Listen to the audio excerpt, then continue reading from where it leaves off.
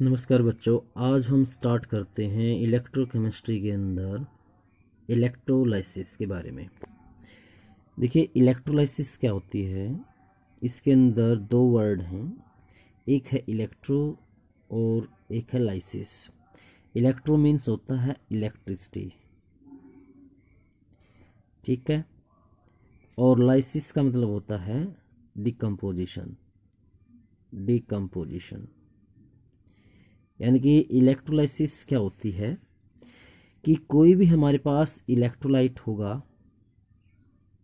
ठीक है, उस इलेक्ट्रोलाइट का अगर हम एक्वस सॉल्यूशन लें या उसको हम मोल्टन स्टेट के अंदर लें और उसके अंदर से हम इलेक्ट्रिसिटी पास करें, तो इलेक्ट्रोलाइट जो है डिकम्पोज होता है।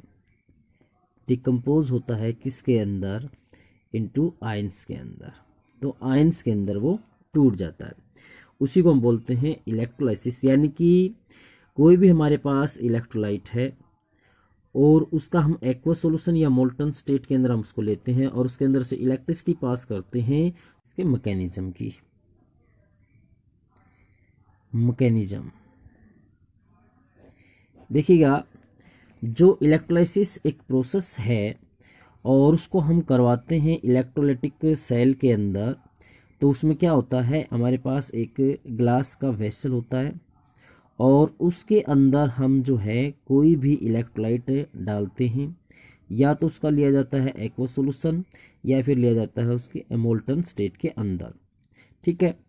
अब उस सॉल्यूशन के अंदर हम क्या डिप करके रखते हैं, यहाँ पर मेटल की प्लेट, ठीक है, और उन मेटल की प्लेट को हम कनेक्ट करते हैं किसके साथ, यानी कि इलेक्ट्रिसिटी के सोर्स के साथ। जैसे कि बैटरी हमने लगा दी यहाँ पर, ठीक है, ये बैटरी का पॉजिटिव टर्मिनल है और ये नेगेटिव, ठीक। अब जो मेटल की प्लेट हमने यहाँ पर ली, इनको हम क्या बोलते हैं, इलेक्ट्रोड बोलते हैं। और इलेक्ट्रोड जो हमने बैटरी के पॉजिटिव टर्मिनल के साथ जोड़ी है, ठीक है, तो उसको हम बोलते हैं एनोड। और जो नेगेटिव के साथ अटैच की है उसको हम बोलते हैं कैथोड, ठीक है। ये हमारे पास क्या है, ये हमारे पास है इलेक्ट्रोलाइटिक सेल। अब होता क्या है, जब हम बात करते हैं कि इलेक्ट्रोलाइसिस की प्रोसेस की, तो इसको आप समझ सकते हो किसके आधार पर, आयनाइजेशन जो हमारे पास थ्योरी है उसके आधार पर।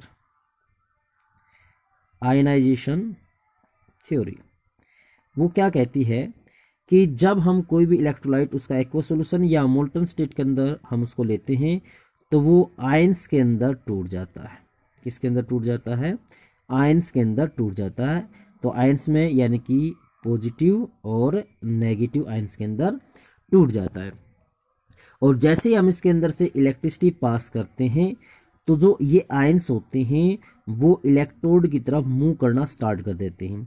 तो जो पॉजिटिव जो आयंस होते हैं वो मूव करते हैं किसकी तरफ? नेगेटिव प्लेट के साथ जिसको हमने जोड़ा है, यानी कि कैथोड की तरफ।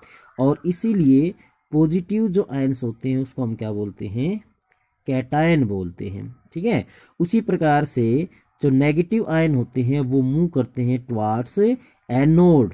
इसलिए नेगेटिव जो आयंस होते हैं उसको हम क्या बोलते हैं? एनायन बोलते हैं, ठीक है। तो यहाँ पर जो आयंस होंगे वो अपनी अपनी रेस्पेक्टेड इलेक्ट्रोड की तरफ मूव करेंगे और वहां जाकर वो डिस्चार्ज होंगे।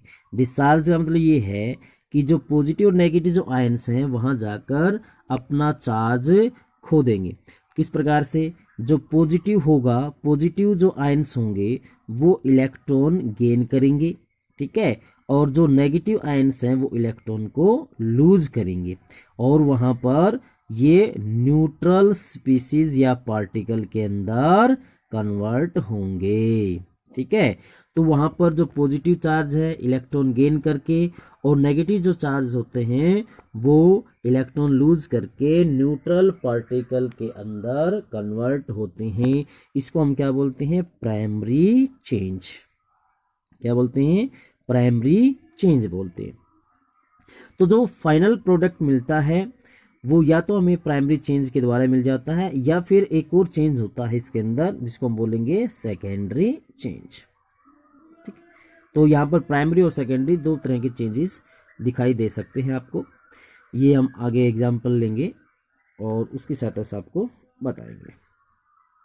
ठीक है, अब बात आती है कि या तो हम उसको मोल्टन स्टेट के अंदर लेते हैं, ठीक है, जिसको आप बोल सकते हो उसकी फ्यूज्ड स्टेट, ठीक है, फ्यूज्ड फॉर्म के अंदर, या फिर आप उसका क्या ले सकते हो? Aqueous solution. इन दोनों में क्या अंतर है?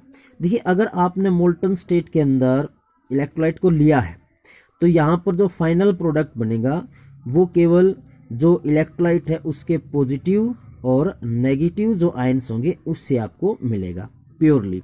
लेकिन जो अगर आपने एक्वस सॉल्यूशन लिया है तो उसमें इलेक्ट्रोलाइट के जो है पॉजिटिव नेगेटिव जो है आयंस भी होंगे और साथ के साथ जो वाटर होता है वो भी डिसोशिएट होता है, यानी कि H पॉजिटिव और OH नेगेटिव के अंदर, यानी कि इसके अंदर पॉजिटिव और नेगेटिव जो आयंस होंगे वो अलग अलग प्रकार के होंगे। इसीलिए जो फाइनल प्रोडक्ट होता है वो डिपेंड करता है कि कौन सा पॉजिटिव या नेगेटिव जो है इलेक्ट्रोड के ऊपर जाकर डिस्चार्ज होता है। तो ये कैसे पता चलेगा कि कौन सा जो आयंस है वहां जाकर डिस्चार्ज होगा? ये डिपेंड करता है उनकी इलेक्ट्रोड पोटेंशियल की वैल्यू के ऊपर, यानी कि standard electrode potential. Standard electrode potential ये क्या होता है? स्टैंडर्ड पोटेंशियल की जो वैल्यू होती है उसके ऊपर डिपेंड करता है कि कौन सा जो आयंस है वहां जाकर क्या होगा? डिस्चार्ज होगा। तो जो स्टैंडर्ड इलेक्ट्रोड पोटेंशियल यानी कि इलेक्ट्रोड पोटेंशियल दो टाइप के होते हैं, एक होते हैं ऑक्सीडेशन, दूसरे होते हैं रिडक्शन। एक होता है स्टैंडर्ड ऑक्सीडेशन पोटेंशियल, एक होता है स्टैंडर्ड जो है रिडक्शन पोटेंशियल, यानी कि SOP स्टैंडर्ड ऑक्सीडेशन पोटेंशियल और SRP यानी कि स्टैंडर्ड रिडक्शन पोटेंशियल। ठीक है, तो यहाँ पर बात ये आपको देखनी है कि अगर किसी का ऑक्सीडेशन होना है, ठीक है, तो ऑक्सीडेशन होना है तो उसका स्टैंडर्ड ऑक्सीडेशन जो पोटेंशियल की वैल्यू ज़्यादा होनी चाहिए उसी का ऑक्सीडेशन होगा, और रिडक्शन अगर होता है तो उसके जो स्टैंडर्ड रिडक्शन पोटेंशियल की वैल्यू जो है ज़्यादा होनी चाहिए, उसी का क्या होता है? रिडक्शन होता है। यहाँ पर हम जो है कुछ एग्जाम्पल लेते हैं। ठीक है, सबसे पहले अगर हम बात करें, हम इलेक्ट्रोलाइसिस करवाते हैं मोल्टन NaCl की। Electrolysis of molten NaCl। तो हमने जो यहाँ पर जो NaCl लिया है तो यहाँ पर मोल्टन NaCl यानी कि जो NaCl है ये डिकम्पोज होगा किसके अंदर? Na पॉजिटिव Cl नेगेटिव के अंदर। ठीक है, तो यहाँ पर अगर हम बात करें कि एट कैथोड, कैथोड के ऊपर क्या होगा? एट कैथोड, तो कैथोड के ऊपर जो है कौन जाता है? यानी कि कैटायन यानी कि पॉजिटिव आयन यानी कि Na पॉजिटिव। तो Na पॉजिटिव जो है वहाँ जाकर न्यूट्रलाइज होंगे तो ये क्या करेगा? Na पॉजिटिव इलेक्ट्रॉन गेन करेगा और किसके अंदर कन्वर्ट होगा? सोडियम एटम के अंदर चेंज होगा। यहाँ पर इलेक्ट्रॉन गेन किए गए हैं इसलिए इसका क्या होता है? रिडक्शन। तो आपको ये भी ध्यान रखना है कि कैथोड के ऊपर हमेशा क्या होता है? रिडक्शन होता है। ठीक है, फिर हम बात करते हैं एट एनोड।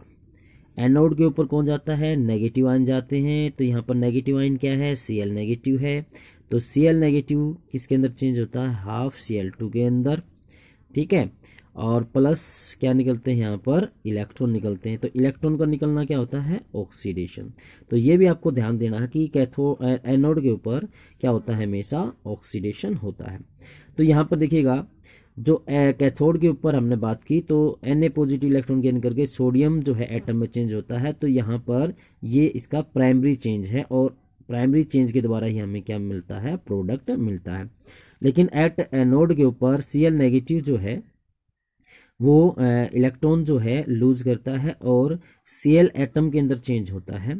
ठीक है, तो यहाँ पर एक चेंज और होता है क्या कि Cl प्लस Cl यहाँ पर Cl2 के अंदर चेंज होगा।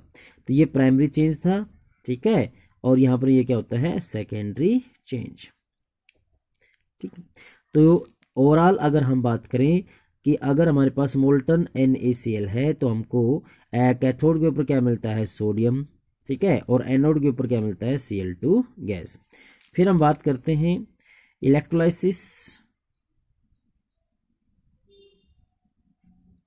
Electrolysis of aqueous NaCl। तो एक्वस NaCl में देखिएगा क्या होता है, यहाँ पर एक तो हमारे पास जो इलेक्ट्रोलाइट है NaCl जो Na पॉजिटिव Cl नेगेटिव के अंदर डिसोसिएट होता है, साथ में वाटर भी जो है पार्शियल डिसोसिएट होता है किसके अंदर, H पॉजिटिव और OH नेगेटिव के अंदर। अब बात आती है कि एट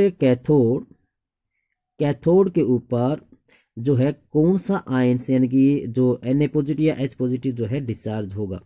तो यहाँ पर ये किसके ऊपर डिपेंड करेगा, यहाँ पर इसका रिडक्शन होता है तो इसके किसके ऊपर डिपेंड करेगा, स्टैंडर्ड रिडक्शन जो है पोटेंशियल के ऊपर डिपेंड करता है, जो किसका ज़्यादा होता है, H पॉजिटिव का। तो कैथोड के ऊपर क्या होगा, H पॉजिटिव इलेक्ट्रॉन गेन करके और किसके अंदर चेंज होगा, H के अंदर। तो यहाँ पर क्या होगा, इलेक्ट्रॉन गेन किए गए तो रिडक्शन होगा। कैसा चेंज है, प्राइमरी चेंज है। ठीक है, अब यहाँ पर एक चेंज और होगा, H मिलकर किस में चेंज होंगे, H2 के अंदर। ठीक है, ये क्या होगा, सेकेंडरी चेंज होगा। तो यहाँ पर कैथोड के ऊपर क्या मिलेगी आपको, H2 गैस। ठीक है, तो एट एनोड के ऊपर क्या हो सकता है, Cl नेगेटिव भी और OH नेगेटिव, इनमें से कोई सा भी जो है क्या हो सकता है, डिस्चार्ज हो सकता है। लेकिन यहाँ पर जो डिस्चार्ज जो होगा वो कौन होगा, Cl नेगेटिव होगा। क्यों होगा, क्योंकि यहाँ पर जो Cl नेगेटिव है वो इलेक्ट्रॉन लूज करता है और Cl के अंदर चेंज होता है। ठीक है, तो यहाँ पर इलेक्ट्रॉन लूज किए गए तो यहाँ पर क्या हुआ, ऑक्सीडेशन हुआ। तो इसका जो स्टैंडर्ड ऑक्सीडेशन जो पोटेंशियल है वो ज़्यादा है किसकी तुलना में, OH नेगेटिव की तुलना में। ठीक है, तो इसलिए यहाँ पर जो है ऑक्सीडेशन किसका होता है, Cl नेगेटिव का। तो ये कैसा चेंज है, प्राइमरी चेंज है। तो यहाँ पर Cl प्लस Cl मिलकर किसके अंदर चेंज होते हैं, Cl2 के अंदर। ये कैसा चेंज है, सेकेंडरी चेंज है। यानी कि जो एनोड है, एनोड के ऊपर कौन सी गैस इवॉल्व होती है, Cl2 गैस इवॉल्व होती है। अब सॉल्यूशन के अंदर क्या बचा हुआ है, सॉल्यूशन के अंदर Na पॉजिटिव और OH नेगेटिव। तो यहाँ पर जो बाई प्रोडक्ट है वो क्या मिलता है, NaOH। तो यहाँ पर पूरी प्रोसेस की अगर हम बात करें कि हमारे पास NaCl क्या है, एक्वस है, तो आपको क्या क्या प्रोडक्ट मिलते हैं, देखिएगा आपको मिलता है क्या, Na पॉजिटिव OH नेगेटिव यानी कि NaOH, प्लस में आपको क्या मिलता है, यहाँ पर हाफ H2O, प्लस में क्या मिलता है आपको, हाफ Cl2। तो ये हमारे पास जो है फाइनल जो प्रोडक्ट होते हैं किसके केस में, एक्वस NaCl के केस में। तो ये इलेक्ट्रोलाइसिस थी एक्वस NaCl की। तो इसी प्रकार से और बहुत सारे एग्जाम्पल हम जो है इसके अंदर करेंगे।